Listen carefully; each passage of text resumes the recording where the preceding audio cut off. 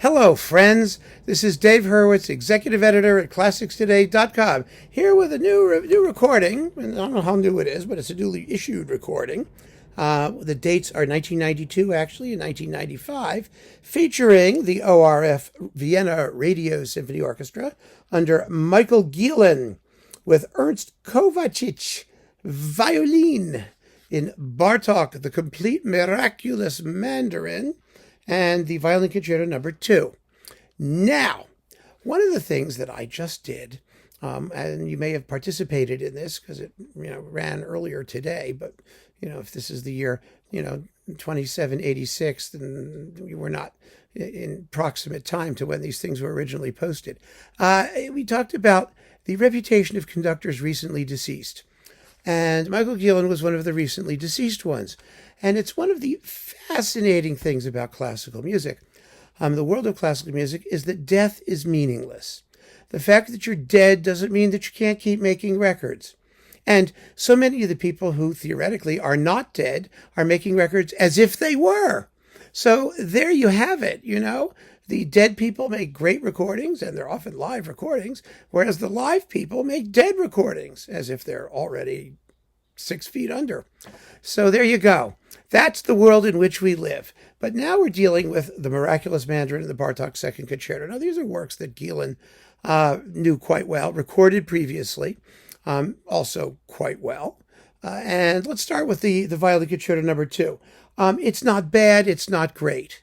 I'm not sure about the actual recording venue here. Does it say? Well, it doesn't matter, but it sounds to me, just sonically, as though the violin is a little bit overwhelmed by the orchestra when the volume increases and gets drowned out a little bit. And Kovacic's tone is just a bit scrawny, or it doesn't project as well as I think it ought to. The performance is okay tempo-wise. God knows he has the virtuosity for it. The slow movement has lovely, lovely moments. The very opening is quite beautiful. Part of the passage work in the finale is spot on. His intonation's really good. I don't, there's not a lot that's wrong with it, but it's a tough piece, and it's a tough piece to balance. And it just needs, I think, a little bit more polish and rhythmic definition and focus than it gets in this performance. So, all right, it's not my favorite. The Miraculous Mandarin, on the other hand, is pretty terrific. It really is. It's very exciting and brutal. And, one of the things about Gielen, it's just when the music is miserable and ugly and nasty, he's absolutely at his best. And there are a few pieces as brutal and ugly and nasty as Bartók's Miraculous Mandarin. I mean, some of you may think it's like, because of the title, it's like a fairy tale. Hey, yeah, right. No.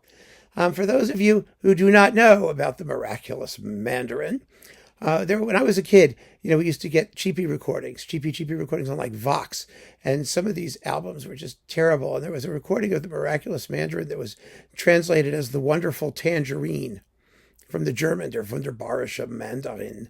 But no, it's not about a tangerine either. I mean, a mandarin isn't a tangerine anyway. It's a little orange, Chinese orange thing. It's mandarin. Anyway, mandarin oranges, they're like, it's not a tangerine. It's similar to a tangerine. Okay, never mind. What happens is it begins with a chaotic portrait of a city during rush hour with traffic and this huge dissonant pileup with organ pedals and screaming woodwinds and brass neutron chords blasting. And then in a scuzzy, sleazy back alley type part of town, a group of thugs kidnap a prostitute and force her to lure men into their lair so that they can beat them up and mug them. And so there are 3 of these games that she plays. The first is some old slob, or the next one is like a young student. They don't have any money. They don't have anything.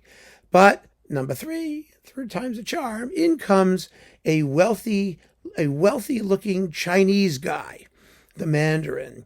Now, this is a fabulous opportunity to talk about cultural appropriation and stereotyping in a woke context, because, it's the exotic, the otherness, okay, fine. Well, that was the woke thing for the day. So this Mandarin comes in, and the Mandarin looks longingly at said girl, and she's afraid of him because he's so exotic and strange and different, and he chases her and she runs away, and the chase scene is fabulous. It's a fugue, the fabulous chase fugue. It's famous part thing, and the thugs jump on the Mandarin and they beat him up, and they crunch him and suffocate him, and they run him through with a sword, they string him up with an electrical cord, they try to do all this stuff to kill him.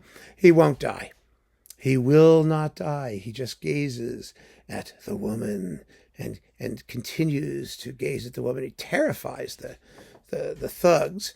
We don't really know what happens to them, actually. I think they just probably run away at some point. But finally, at the end, after 35 minutes of extraordinary horror and sleaze and decadence, which is what makes the thing so much fun, the prostitute knows what he wants, that he wants her, and she yields to his entreaties and allows him to embrace her. And as he does so, his wounds open and blood pours out of him and he dies.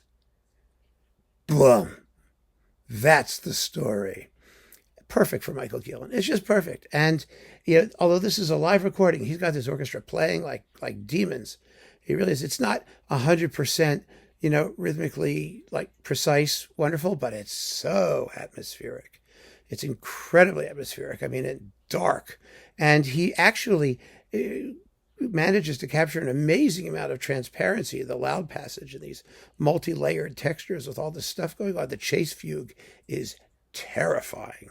It really sounds like a chase. It's really scary. It doesn't sound like some sort of abstract composition exercise. And then, of course, you have the part where he starts to glow with icky green light, and because he won't die, and then the chorus, the wordless chorus, comes in, which is a little bit too close, not as atmospherically balanced as it could be, but none of that matters. It's a wonderful performance, and considering that Michael Gielen is dead, it's just great that we can still have recordings from him in his prime, as this certainly is. So for that alone, this is worth having. The concerto is a bonus. And it's not an inconsiderable bonus. I mean, it's a decent performance of the concerto, but it's the ballet, the Mandarin that you're going to want. And fun stuff. So keep on listening, friends. Thanks for joining me. Take care.